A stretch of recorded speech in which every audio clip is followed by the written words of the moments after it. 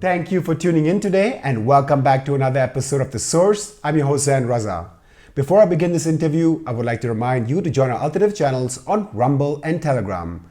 YouTube, which is owned by Google, can shadow ban and censor us at any time. And if that day ever comes, we won't be able to reach you with our information, let alone with an announcement. We are not asking you to leave YouTube permanently. All we're asking you is to sign up on these alternative channels so you can still stay in touch with us. The links to all of these platforms you will find in the description of this video below. Today I'll be talking to Professor of History and the Director of the Nuclear Studies Institute at American University, Peter Kuznick. Peter is also an author and has written a book with Hollywood film director and producer Oliver Stone called The Untold History of the United States. Peter, welcome back to the show. Glad to be with you, Zain. We need to talk about this stuff because the world is going to hell in a handbasket right now.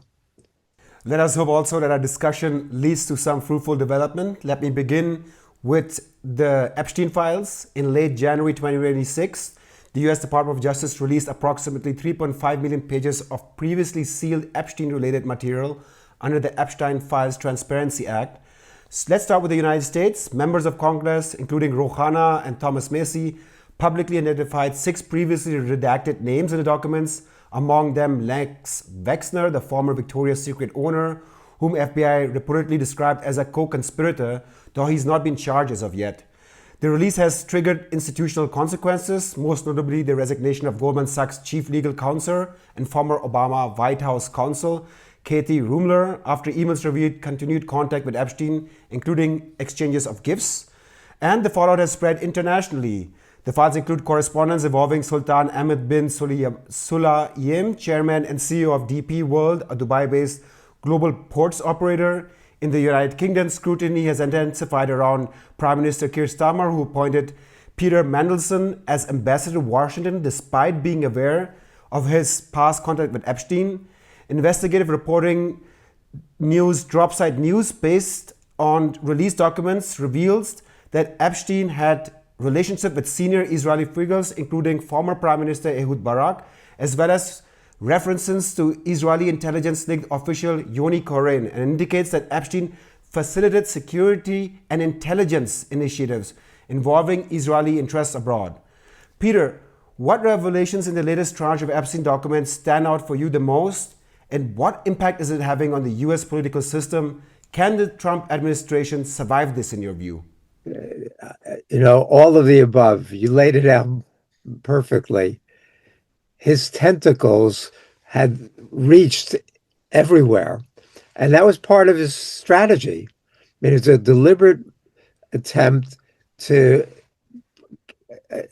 bring in as many people into this sordid, disgusting, despicable world as possible. We don't know the extent of his intelligence ties. We know some of his ties to Mossad, to Israeli intelligence, but there's also lots of speculation about British intelligence, MI6, the CIA. I mean, this guy just even reached out to good people on occasion, like Noam Chomsky. I mean, there's very disturbing revelations about Noam and Valeria Chomsky in there. So Epstein, some people he brought in because they were naive. They didn't know. I'm even mentioned twice in there. My students looked it up, but it was only references to my work with Oliver Stone. People were telling him, oh, you've got to read and watch Untold History because it's so brilliant. But I never heard from him. But you can see how it could happen easily. You don't know who the guy is. He reaches out to you, and then somehow, you get minimally involved. You don't get involved in the disgusting stuff he does, but you get, he could reach out to people who could be very, very naive and not know. But if somebody like Trump, who according to Jamie Raskin's name is in the files 1 million times or more, then this is and you look at those videos of him with Trump, they're like 2 frat boys. Trump is this fat little frat boy ogling women as they are there on the dance floor.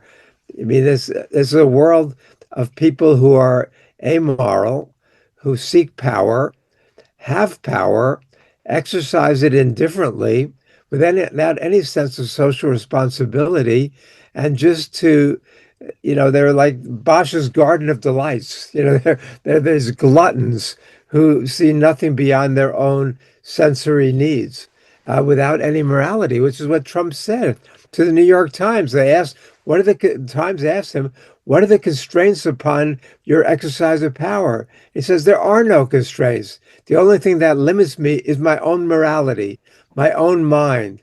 I don't care about international law.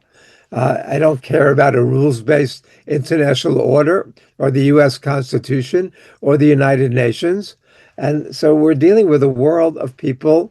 And the irony, of course, is that the ones who were most concerned about this were this QAnon network.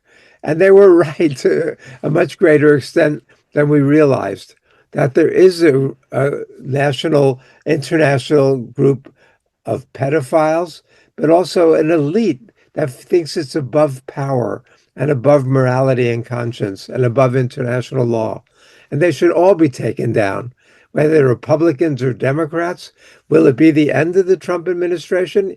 I don't know if you saw Pam Bondi's testimony this week before Congress, but it was the worst performance ever before a congressional committee. She brought what Jamie Raskin described as her burn book with insults. In case anybody asked her questions that were tough, she would just come back with an insult and a shouting match and screaming and hysterics. And she would not answer anything. She couldn't answer anything. She would say that, oh, how come you didn't ask this during the Biden administration?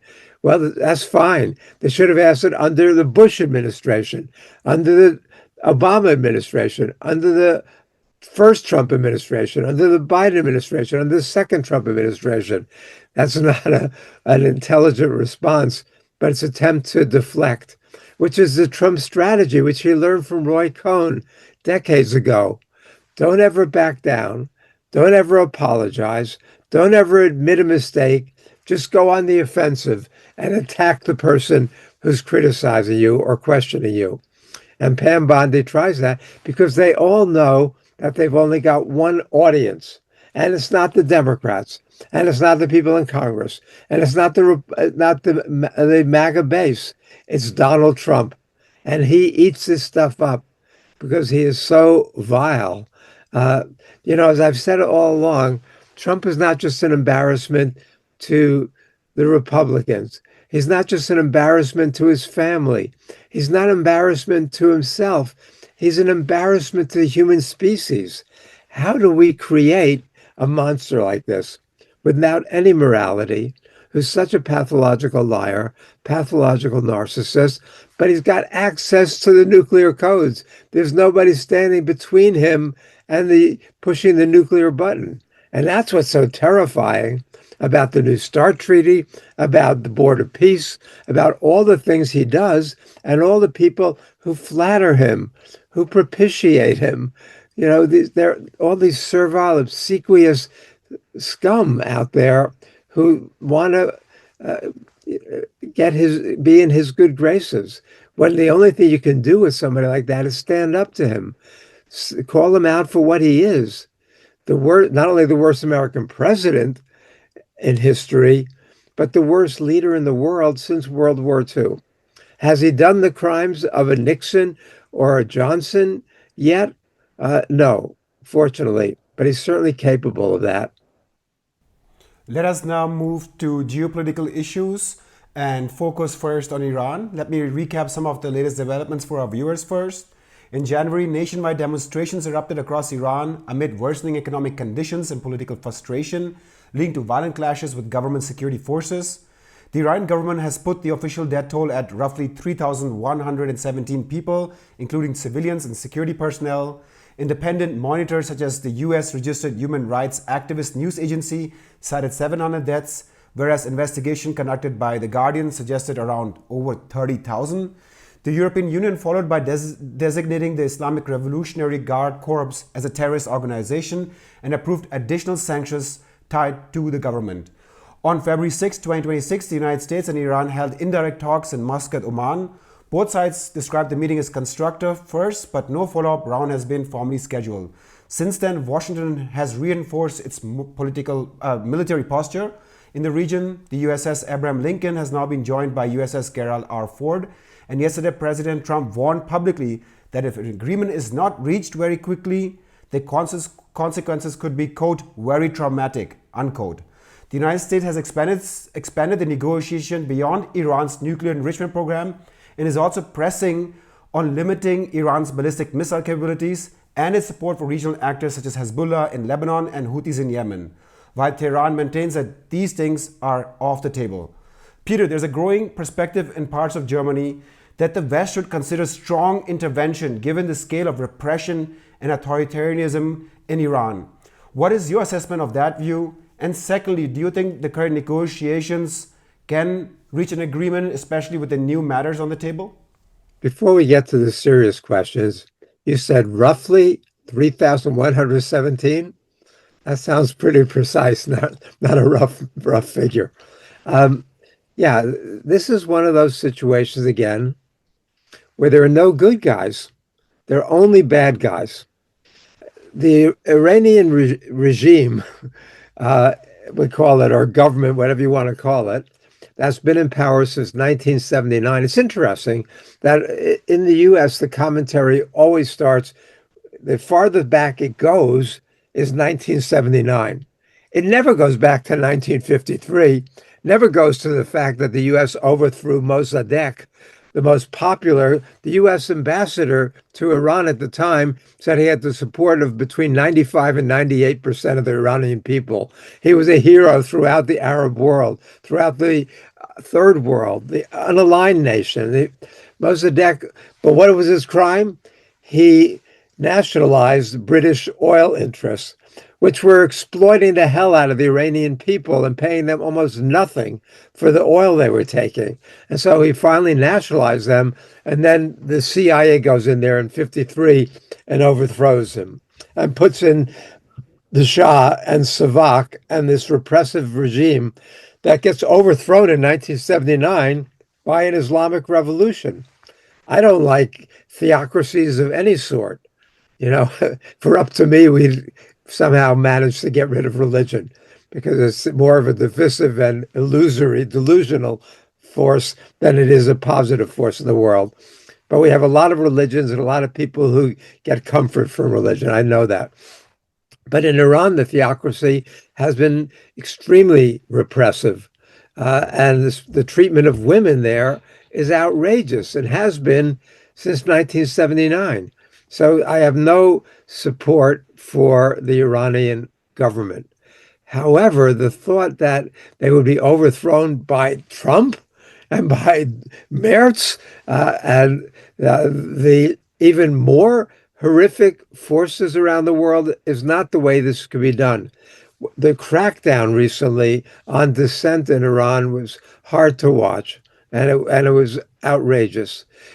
But Trump said he wants, if they don't stop cracking down and killing their own citizens, we're going to intervene. Trump supports protests and dissent in Iran. He doesn't support it in Minneapolis, doesn't support it in Los Angeles, doesn't support it in Chicago, where he can actually influence it. There he wants to put people in jail. Trump's been arresting and bringing charges against anyone anyone with influence who opposes him in the United States, but he loves protesters in Iran. What a crock, right? So, but the U.S. is putting very heavy weaponry in that region, in addition to the 50,000 plus we have in the bases in Qatar and Saudi Arabia and other parts of the region. So it's very, very dangerous. Back during the 12-day war between Israel and Iran, the United States bombed the main Iranian nuclear sites, not only Fordow, but others as well, and tried to destroy Iran's nuclear capabilities. We had a deal with Iran. This was Obama's great foreign policy achievement. He didn't have many. This is probably the only one of note. But because it was Obama's, Trump needed to destroy it. Trump is envious uh, of anything that Obama ever did, and so Trump.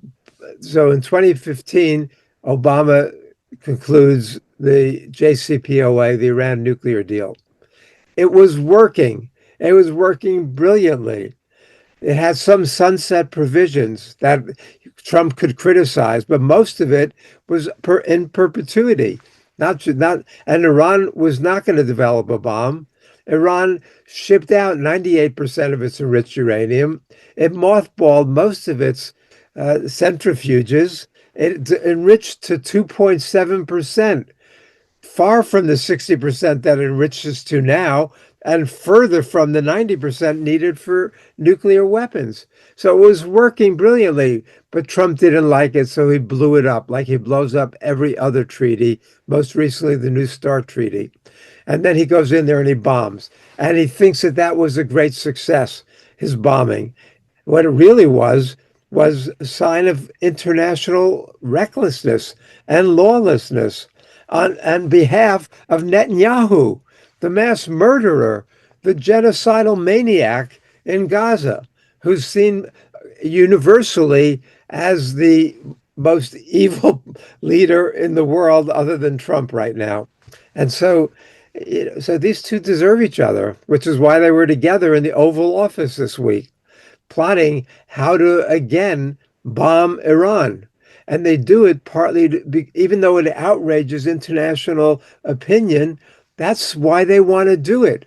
Because Trump wants to show that he's not constrained by any form of international law, international morality, international decency. That power is all there is.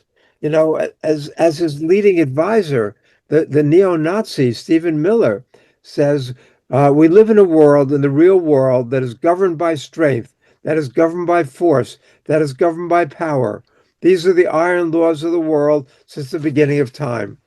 But Trump surrounds himself with these fascists and imperialists. You look at them, Miller, Kristi Noem, Pete Hegseth, Kash Patel. I mean, you go through the list. Marco Rubio is not a fascist. He's just an imperialist. He's just an anti-communist zealot who wants to overthrow Maduro and destroy the government in Cuba, who lies about it. He says his parents fled Castro. His parents came to the United States in 1956, 3 years before Castro took power in Cuba. But he wants to be the viceroy of Cuba. And Cuba is very close to collapsing at this point. I'm disappointed. I was at a, I mean, Russia should be sending oil to Cuba. Mexico is supplying other aid, but not oil. Cuba was getting 45% of its oil from Mexico, only 25% from Venezuela, some from Russia. But these countries should be providing that aid to Cuba. Again, the U.S. has been trying to destroy and overthrow the government in Cuba since 1959, even longer than it's hated the government in Iran by 20 years. And these sanctions and embargo have always reduced Cuba to bare subsistence. Now Cuba is threatened with a total collapse because it doesn't have energy much of the day, doesn't have electricity, doesn't have computing, doesn't have power. So it's a tragic situation. But in a dog-eat-dog world, a world of the Donald Trumps and Stephen Millers, this is an easy target to go after the low-hanging fruit first. And sadly, Cuba is that at this moment. So Iran is in the crosshairs. And Iran, as you mentioned, said that these things are non-negotiable. Under the Non-Proliferation Treaty, every country has the right to develop nuclear energy. And so Iran is not going to give up the right to enrich uranium. It's not going to give up its missile program. It's the only thing that protects it from the Israelis. It's not going to give up, its centrifuges. It's not going to give up, Iran has certain rights I don't like the government there. I would love to see the Iranian people overthrow the theocracy and Khamenei and the others. Uh, but that's up to them, and it's not up to the U.S. and it's not up to Germany. Germany's got its own issues, as I'm sure we're going to get to talking about. Merz gave his speech today at the Munich Security Conference. And again, there's some signs of truth there, but the overall role that Germany's been playing in the world, and especially Ukraine, is not a positive one. Yeah, let's switch to Europe and talk about Ukraine as well as the Munich Security Conference. Let me first start with a small recap in Ukraine. In late January and early February, the United States, Ukraine, and Russia held two rounds of US brokered peace negotiations in Abu Dhabi. The first trilateral talks since 2022 aimed at exploring a possible pathway to end the war. The discussion resulted in a prisoner exchange involving 314 captives, 157 from each side. However, no breakthrough was reached on core territorial issues. Ukraine has agreed to continue talks, and additional rounds are expected to move to Geneva and potentially Miami. And the Munich Security Conference that you mentioned is about to take place and has already started. You mentioned Merz's speech. Also, US Secretary of State has spoken of a defining moment in a new era as he travels to Europe, where he's expected to hold a major speech. French President Macron also said in advance that Europe must prepare for independence from the US. This comes within the context of the entire thing that happened around Greenland, which many media outlets framed as a turning point or major rupture in transatlantic relations. Since last year, when Putin and Trump met in Alaska, one negotiation round has followed another, yet there have been no tangible results on the ground. There's a growing perception in Europe, especially in Ukraine, that this diplomacy may just be political theater rather than a genuine effort. What is your assessment of these ongoing diplomatic efforts within the context of what we talked about, Greenland, the Munich Security Conference, and everything? Again, as a historian, I've got to go back. I go back to the overthrow of the Soviet Union, the collapse of the Soviet Union, 1991, 1990, the meetings between Gorbachev and Bush and all the European leaders at that point. And Gorbachev never got it in writing, but they all said if you allow the unification of Germany, then NATO will not expand 1 inch to the east. They all said it very explicitly. We have the documents.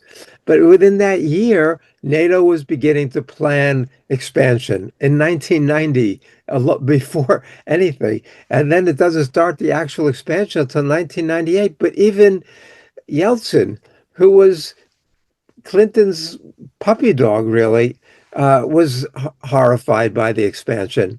American statesmen warned this is going to lead to war. George Kennan, even Nitze and people like that, hard, cold warriors, they all knew this. In 2008, when George Bush says we're going to expand NATO to Ukraine and Georgia, put him on the fast track, William Burns, who later becomes Biden's chief of the CIA, was U.S. ambassador to Russia. He writes back a memo to the White House. Niet means niet was the title. Don't cross Russia's red lines. And they did, and they continue to. And so Russia responded when the overthrow of Yanukovych in 2013 and early 2014 in the Maidan uprising with Victoria Nuland there handing out cookies and talking about who's going to be the next leader in Ukraine. Russia responded. I can understand why Russia would react that way to a coup after Yanukovych had agreed to hold elections in 3 months that were going to overturn his government. The Financial Times says that going back to Brzezinski and the Grand Chessboard and Libby and the other neocons, they all wanted to separate Ukraine from Russia. As Brzezinski says, Russia will never be a Eurasian power if it doesn't have Ukraine. So the Financial Times says this has been going on for years, trying to wrest Ukraine from Russia. And Russia reacted. Did I like that Russia invaded in 2022? No. Did I support it? No.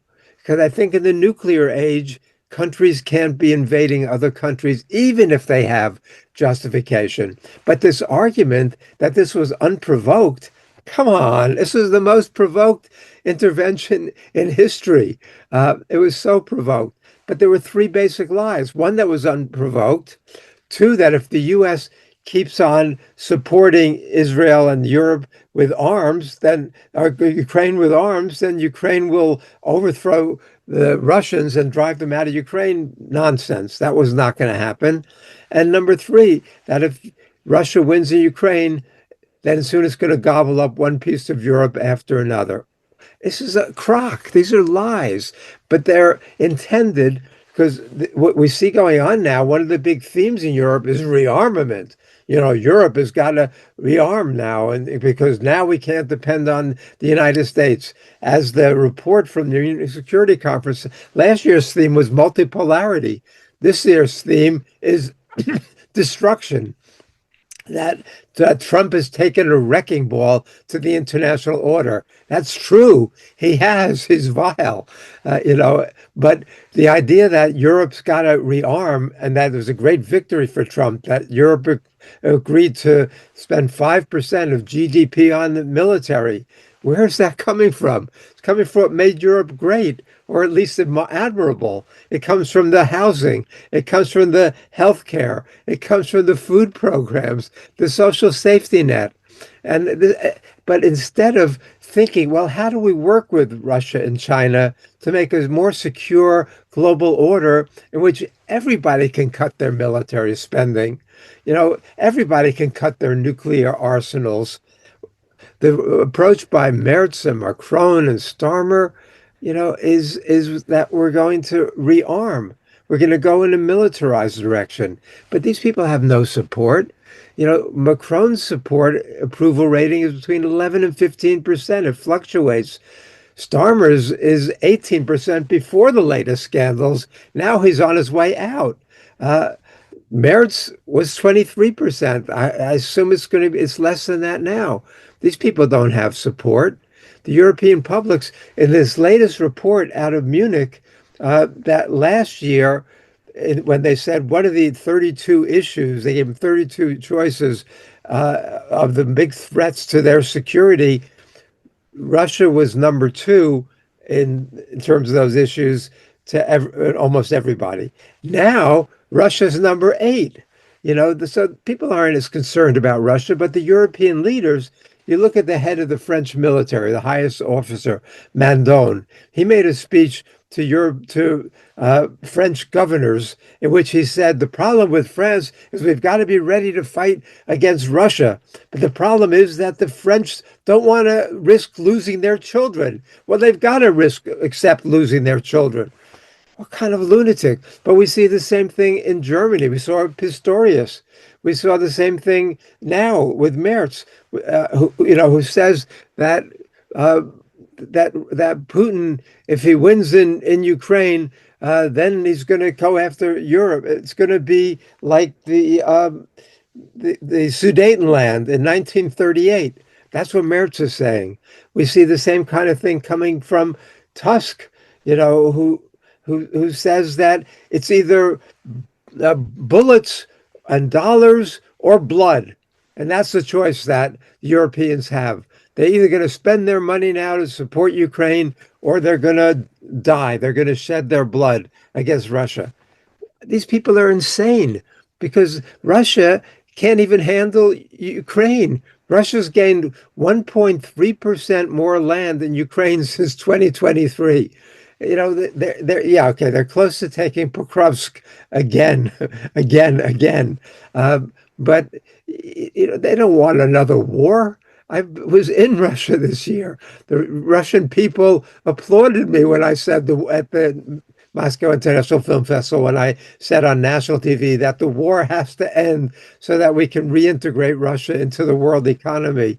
And they applauded me at the film festival. Everybody I speak to there wants this war to end. So we need this war to end. But we need it. And the Ukrainian people need it more than anybody. But the head of the Munich Security Conference, Ischinger, has said recently that we can't let this end We have to keep supporting Ukraine so it doesn't end the war, because the Europeans are, are trying to scare their publics into supporting this crazy rearmament scheme by scaring them into it. Scaremongering works, sadly, in our world. But the Ukrainian public knows that energy and food prices and inflation and education and housing are far more salient issues than, Russia maybe gaining a win in Ukraine. So I want to see it end. I want to see Russia be much more flexible. Maybe so, so you have to give Ukraine a win. Maybe give back the Zaporizhia nuclear plant, which they're making a big issue of. And Ukrainians should give Putin his win in the Donbass. It's a Russian-speaking region, and a lot of those people probably would like to be affiliated. I don't know what the latest polling is. And it's sad, but in the nuclear age, we can't settle things with armaments. It's just too dangerous. And that takes us right to Trump's abrogating the New START treaty. First, he calls for new nuclear testing, which is absurd. And in the interests of China, North Korea, India, Pakistan, not in America's interests, the United States conducted over 1,000 nuclear tests. China has conducted 45. North Korea has conducted 6. Pakistan, what, 1 or 2? I mean, there are other countries can benefit from nuclear testing. The United States doesn't need it. And Trump doesn't even know what he's talking about. He says, I gave orders to the Secretary of War to begin nuclear testing immediately. It's the Department of Energy, not the Pentagon, not the War Department that does the nuclear testing. They can't do it immediately. Those test facilities in Nevada are rusted. It would take 2 to 3 years before they're ready to test again. And the U.S. wouldn't benefit from this. The U.S. has a stockpile stewardship program. It's far more advanced than any other country's subcritical testing program with lasers and radars and sonic. I mean, the United States doesn't need this. We know exactly how our nuclear weapons are going to work. But what we're seeing now with the end of the New START treaty is all countries can expand their nuclear arsenals. In 1986, the world had 70,000 nuclear weapons. We managed to get that down to a little more than 12,000, which was great. Not good enough, but at least going the right direction. And now Trump wants to reverse that.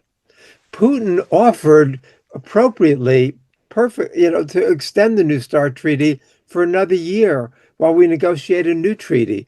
But Trump doesn't like it, partly because it goes back to Democratic governments, but also Nixon, but also because it puts constraints on the United States. So what I'm afraid of is that Trump wants a new nuclear arms race. He thinks the U.S. can win it, number one. Number two, he thinks, the nuclear planners are divided into 2 camps. The ones who believe in deterrence theory, which I think is idiotic to begin with, but at least those are the ones who think that we can avoid a war by having a strong second strike capability to retaliate if anybody attacks.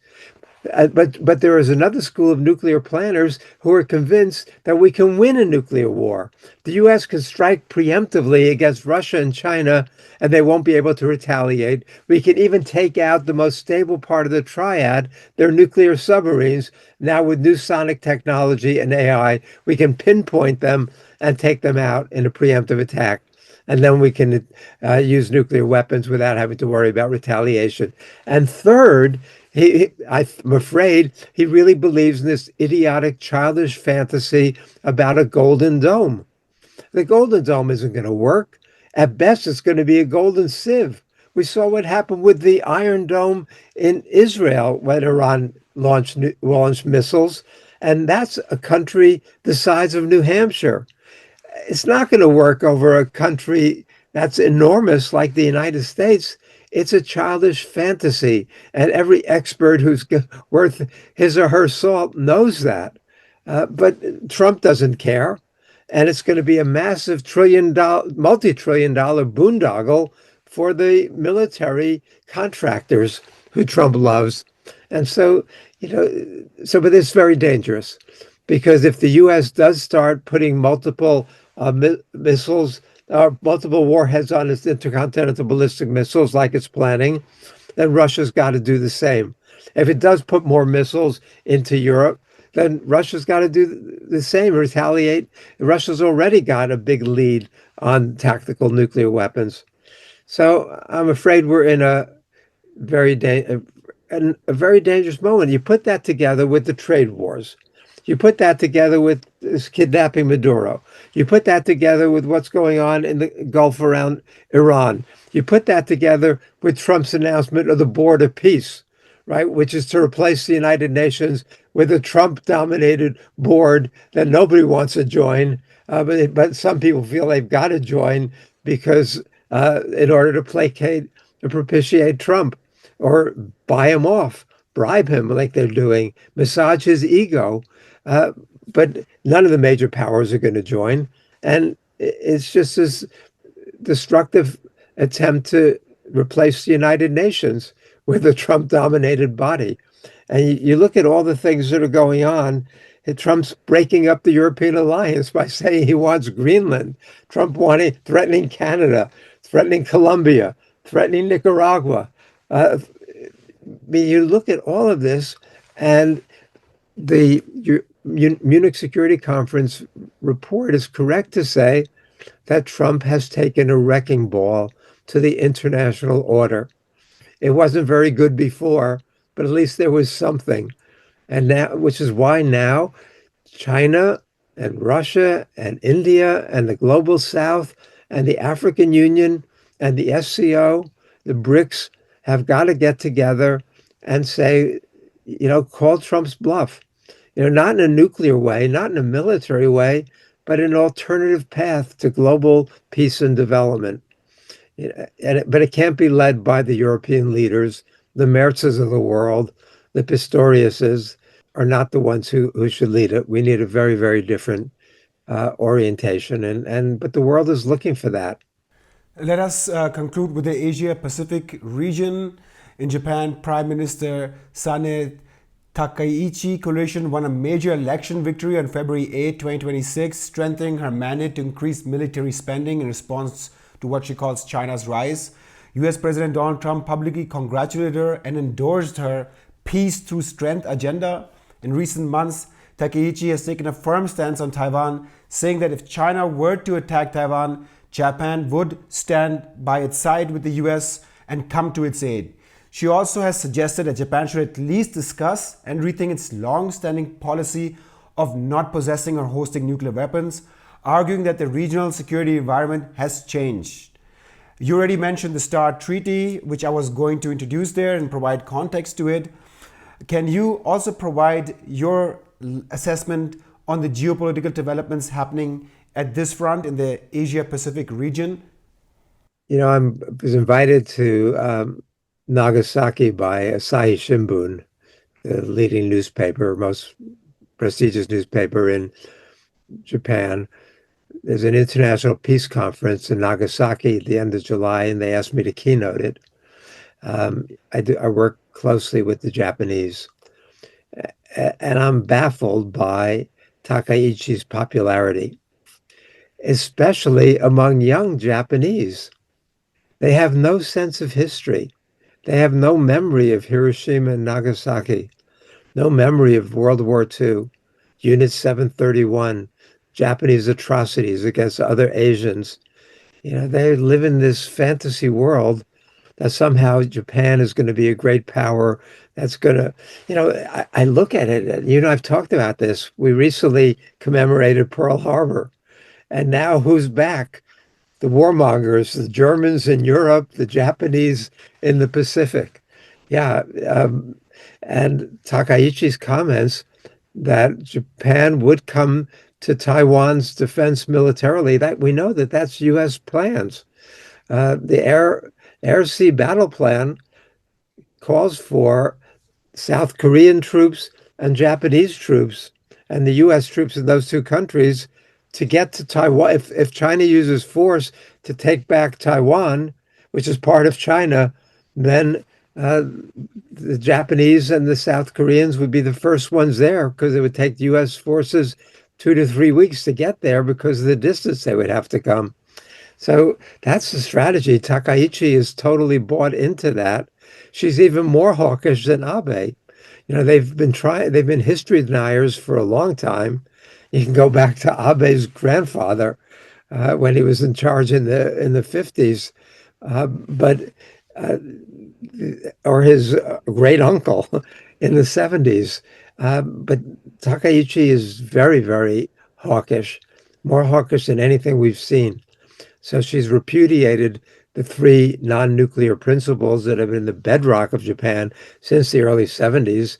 And there's a lot of people in Japan who want to see Japan develop its own nuclear weapons.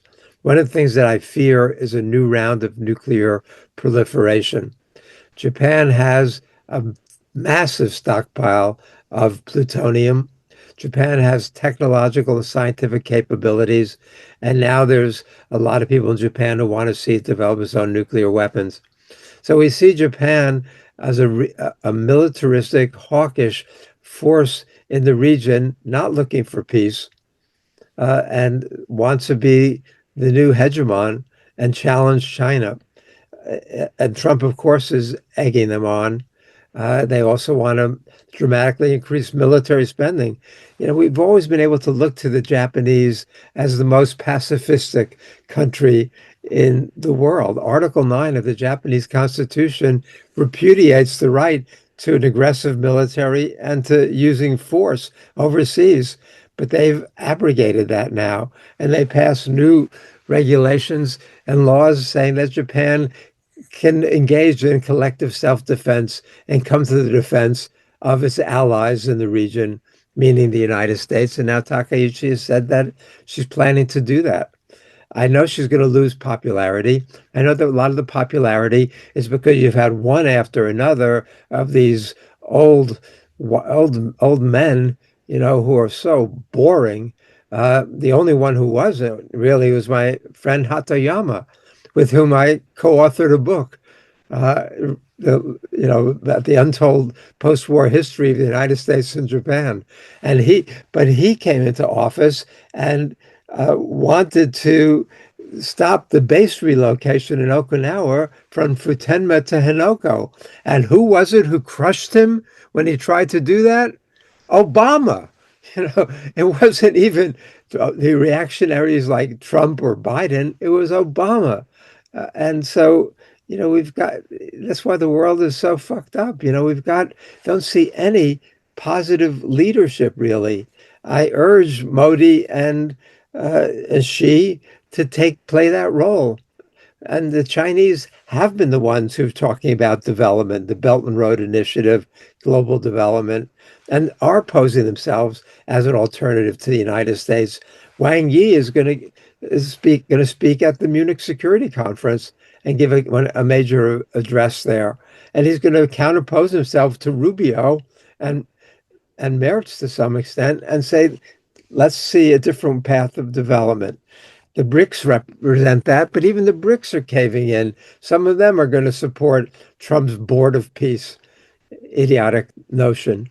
So, we need countries to stand up to the United States when it acts like a bully and a tyrant and a hegemon and an imperialist and a warmonger, not to try to flatter Trump, to bribe him, to, say how great he is, when the world knows that this is a nightmare that he's trying to impose on the world right now. And it's very dangerous at this moment. We're at a dangerous juncture in history. Peter Kuznick, professor of history and author. We'll have to leave it here. Thank you for your time and insights, and let's hope for better days. Thank you, Zain. Let's hope so. And thank you for tuning in today. If you like the journalism that we undertook in this video and would like to support us, then you can click on the like button, comment, or share this video within your network. And don't forget to join our alternative channels on Rumble and Telegram. You will find the links to all of them in the description of this video below. I thank you for your support and for tuning in. I'm your host, Zain Raza. See you next time.